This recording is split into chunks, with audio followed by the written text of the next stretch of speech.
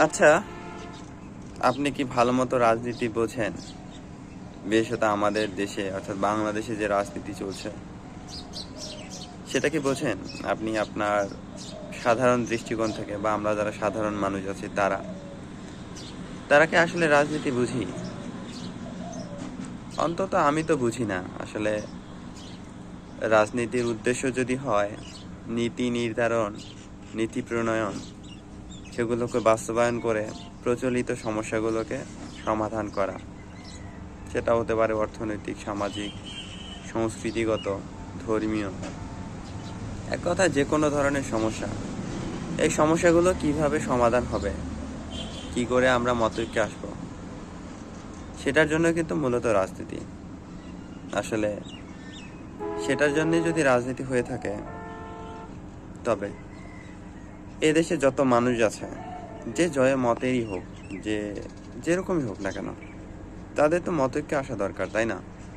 যদি তারা আসতে না পারে, তবে আসলে যে সমস্যাগুলো সার্বিক সমস্যা, যেমন অর্থনৈতিক সমস্যা, শিক্ষাগত সমস্যা, চিকিৎসা সমস্যা, এরকম কিছু কিছু মৌলিক সমস্যা আছে যেগুলো আসলে জাতি, ধর্ম, বর্ণ, সংস্কৃতি নির্বিশেষে সবাইকে আক্রান্ত করে, বা সবাই আসলে কোনো না কোনোভাবে এগুলোতে প্রভাবিত। তো সেগুলো তো সমাধানের জন্য সবাইকে বসতে হবে, তাই না? আসলে এটাই কি হওয়া উচিত না? বা এটাই আসলে কি দেশের শান্তির জন্য, টেকসই উন্নয়নের জন্য কার্যকরী না?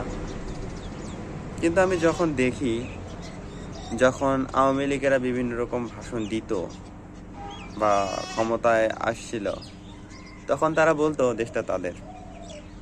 আবার যখন বিএনপি আসতো বা বিএনপিরা যখন বক্তব্য দেয় এখনো, তখন তারা বলে দেশটা তাদের।